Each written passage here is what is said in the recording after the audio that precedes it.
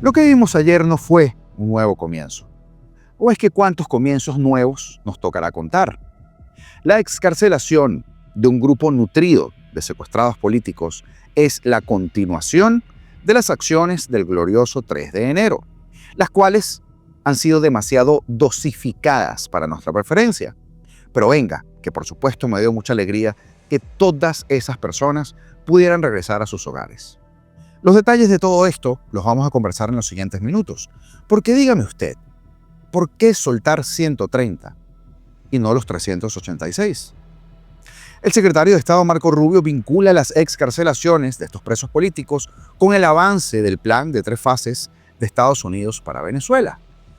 Pero una de cal y otra de arena, porque hubo protestas en contra de Corpo Elec en 8 estados, usuarios que siguen rechazando los apagones y el aumento de la tarifa eléctrica. Y el tema de los secuestrados políticos, por supuesto, no se mide solo en excarcelaciones, porque además la cantidad de personas que han muerto en las cárceles es de escándalo internacional. Pero como siempre, a estos violadores de derechos humanos, estos que secuestraron Miraflores, les pasan las cosas de puntillas, ¿verdad? Porque cuando usted sepa el número de lo que le voy a hablar, le va a dar mucho que pensar.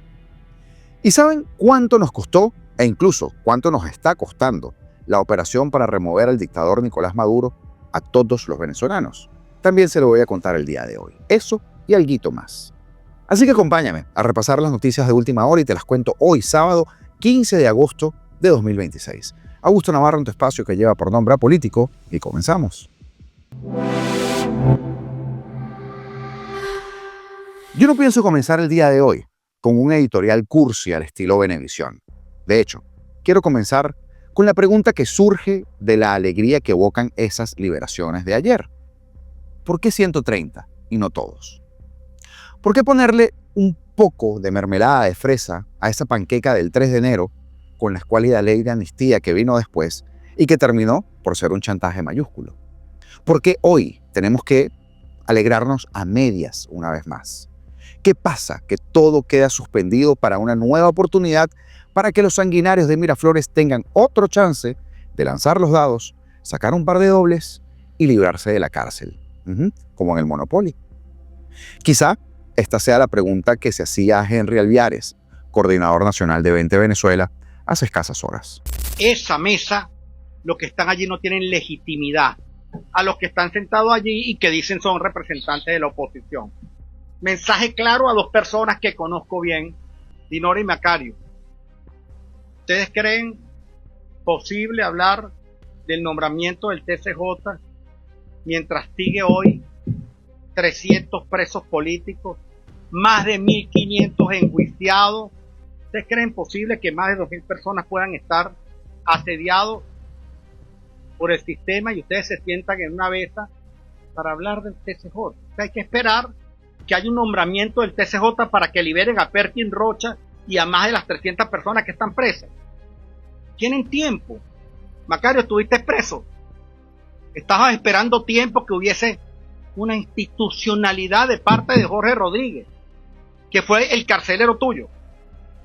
Por favor, no se acostumbren a la migaja. El pueblo venezolano no quiere residuos. Queremos libertad y libertad plena para todos los presos políticos.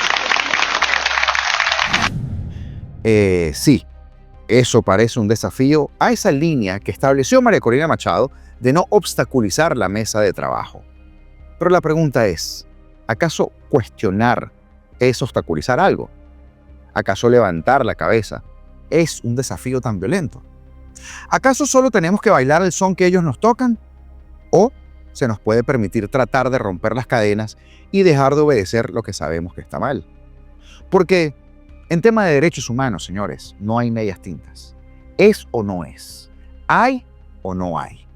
Y para nada es cuestionable que exista una disidencia ética, como leí por allí en X. ¿Dónde está Hugo Marino? Desaparecido desde el 20 de abril de 2019, mas nunca se supo de él. Algo, quizá, cuando empezó el juicio de PDVSA Cripto, del que ya tenemos rato sin oír.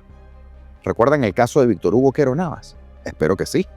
Porque me pregunto también por el comandante Marín Chaparro, por el capitán Caguaripano, por Jorge Alayeto, por Germán Giuliani.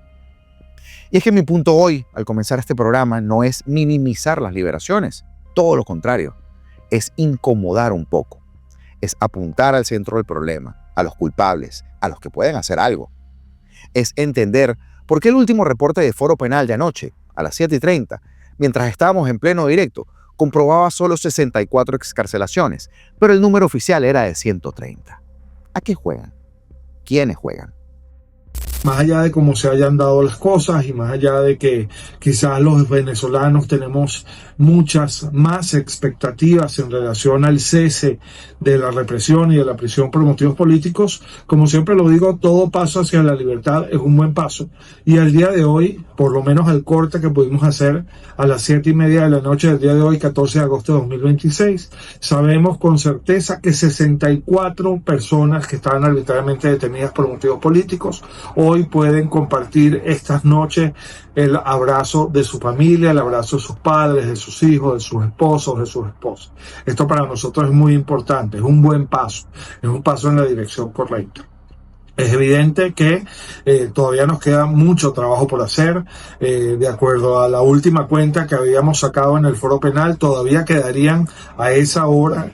Reitero, este es un proceso que está en curso, por lo que dar cifras definitivas es complicado en este momento. Todavía quedarían cerca de 260 personas arbitrariamente encarceladas por motivos políticos y todas ellas merecen la libertad plena e inmediata.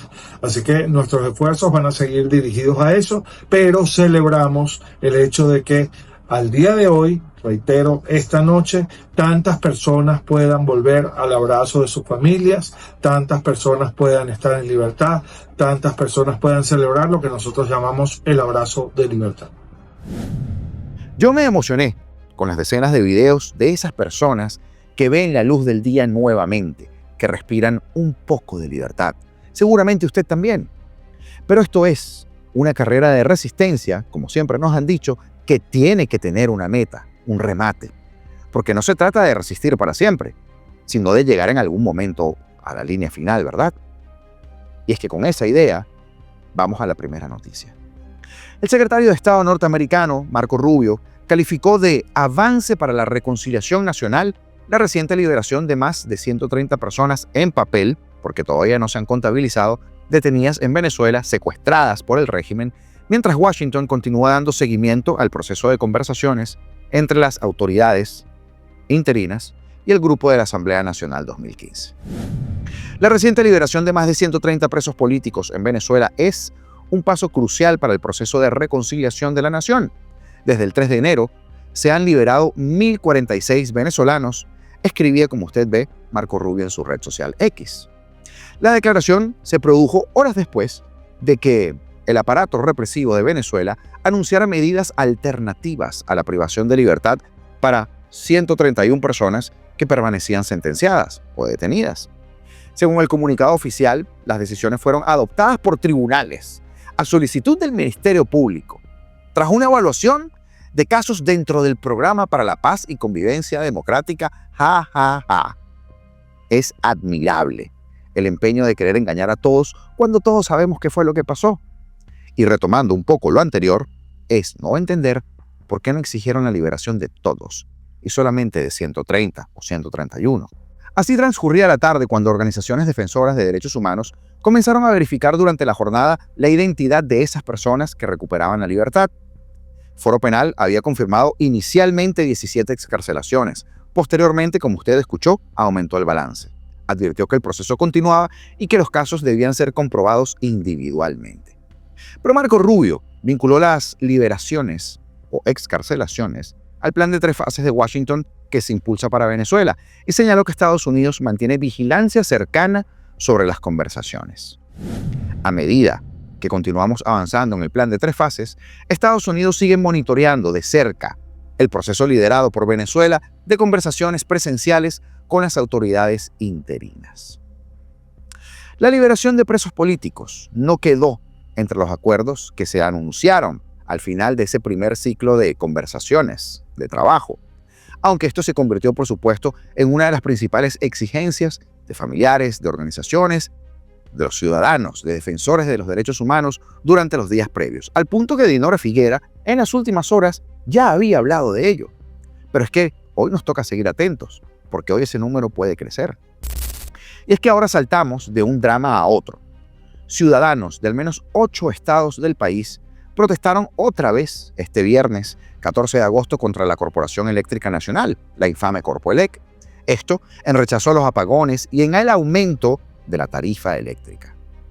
Caracas, Lara, Yaracuy, Portuguesa, Zulia, Monagas, Miranda, Cojedes fueron algunas de las regiones en las que los venezolanos se concentraban en las sedes de Corpoelec para exigir un servicio continuo en sus hogares, según reportes de usuarios en redes sociales.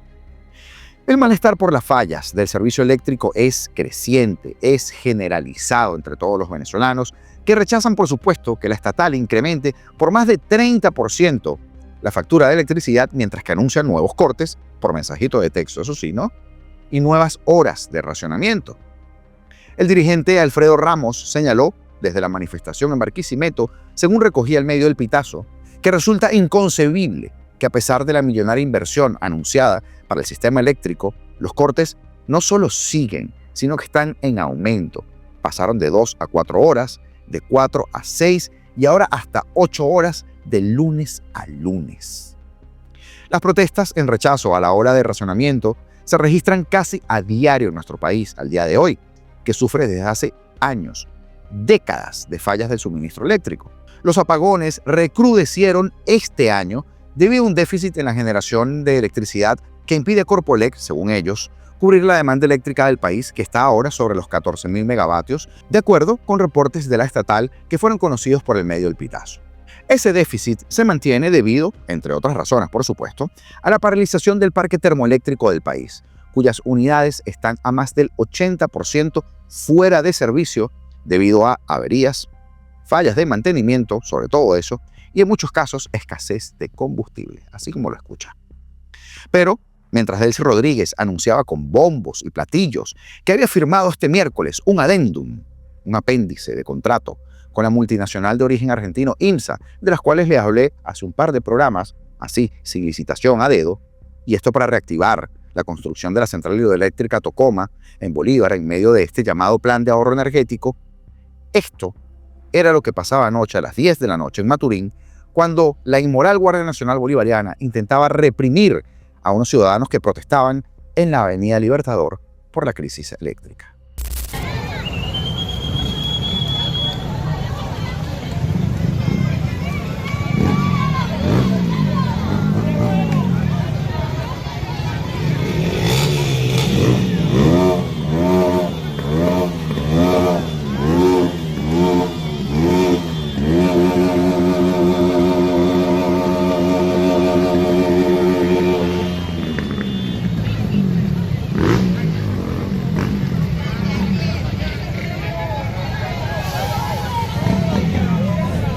Y es que como Delcy lo hizo hace un par de días, el ADN de un escorpión es el que es, ¿no?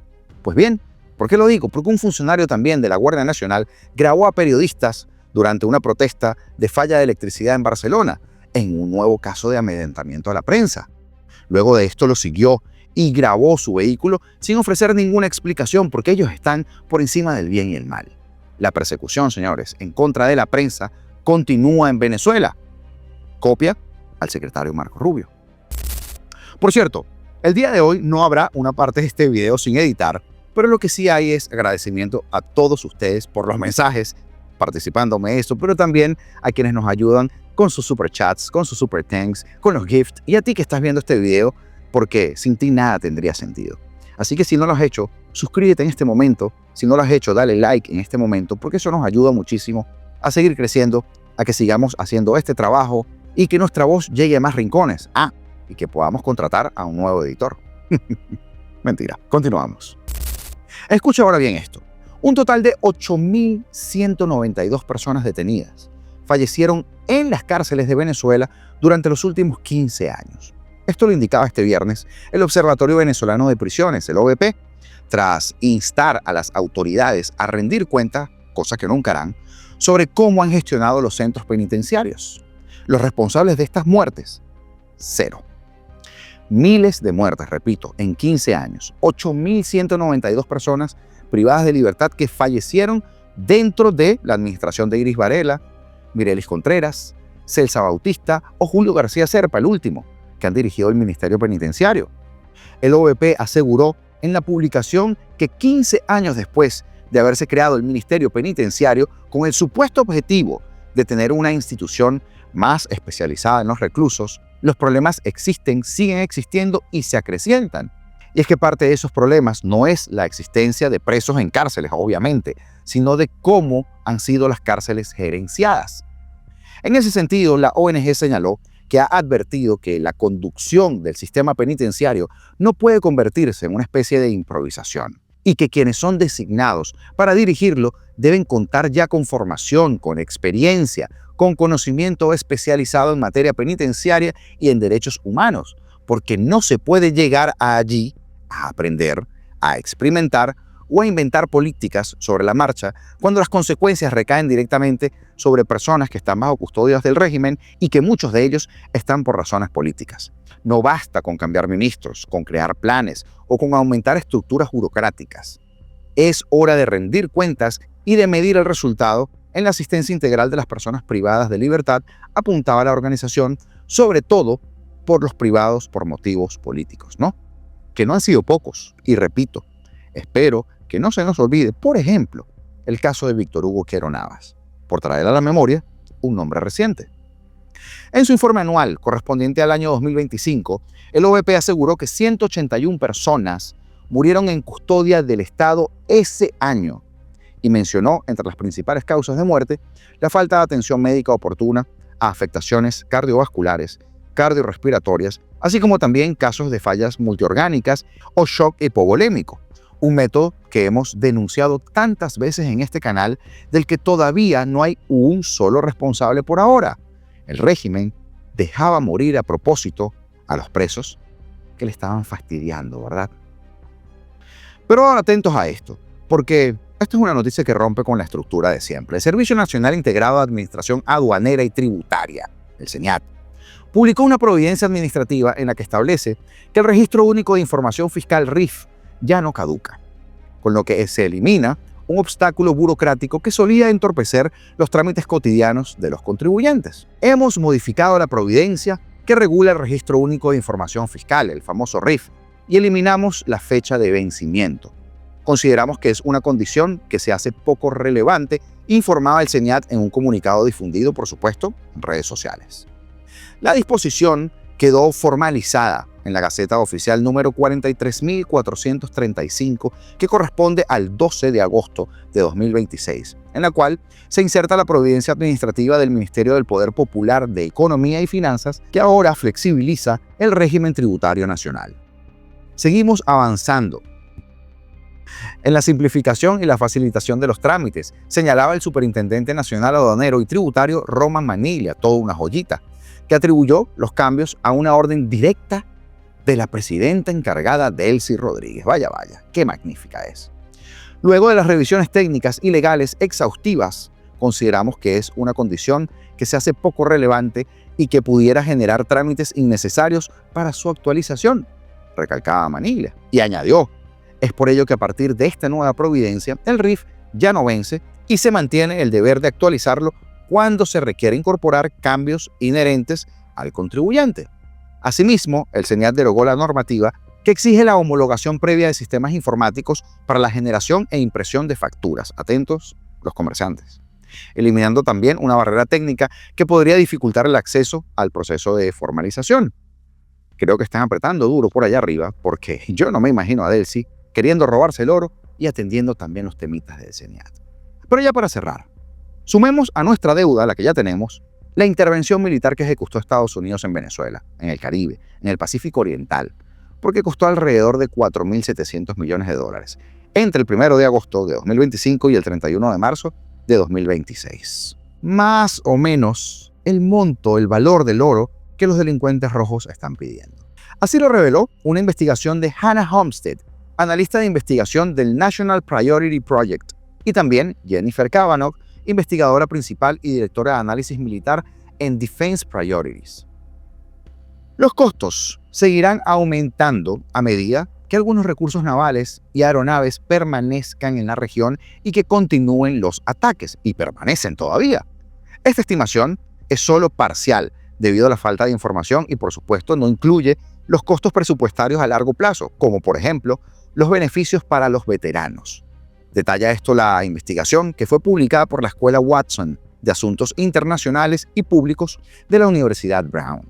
El estudio señala que clasificar a los cárteles de narcotráfico como organizaciones terroristas allanó el camino para expandir las fuerzas militares estadounidenses en el área de responsabilidad del Comando Sur, en el Caribe, y posteriormente la operación militar en contra de Nicolás Maduro, en la que también resultó detenida su cómplice, Cilia Flores. Siempre es bueno recordarlo. De acuerdo con ambas investigadoras, el desglose de los gastos de la operación Lanza del Sur y de la operación Resolución Absoluta son, escuchen bien las cifras: el despliegue naval, 3.844 millones de dólares. El despliegue aéreo, 616 millones de dólares. Redondeando, por supuesto, ¿no? Las Fuerzas Especiales de Operaciones, o las Fuerzas de Operaciones Especiales, 15 millones de dólares, casi 16, 15 millones 900. Y la Operación Resolución Absoluta Auxiliar, 206 millones de dólares. Los ataques a las embarcaciones en municiones han costado entre 12.6 y 50.4 millones de dólares. Y es que los costos humanos de estas operaciones también son significativos, aunque el informe no se centra en ese tema, ojo. Señala que la incursión y la captura de Nicolás Maduro durante la operación Resolución Absoluta dejó aproximadamente 75 muertes conocidas. Esto lo dice la investigación de Hannah Homestead y de Jennifer Cavanaugh. En el caso, por ejemplo, de los ataques militares de Estados Unidos contra estas embarcaciones no armadas en aguas del Caribe y del Pacífico también, entre el 2 de septiembre de 2025 y el 31 de marzo de 2026, hay un saldo de 163 personas muertas. Y es que también al menos un miembro del servicio de los Estados Unidos murió mientras estaba desplegado en el Caribe en febrero de 2026, cuando dos buques de Estados Unidos colisionaron. Hasta la fecha, el Congreso, usted sabe que no ha autorizado el uso de la fuerza en el Caribe o en el Pacífico Oriental, y el Pentágono, por supuesto, no ha proporcionado información sobre los costos de las operaciones relacionadas con Venezuela, a pesar de que las operaciones continúan aumentando, agrega la investigación. ¿Será por eso que no sabemos el destino de los 13.000 millones de dólares de la venta del petróleo? Bueno, puede ser un outcome. Señores, así estamos.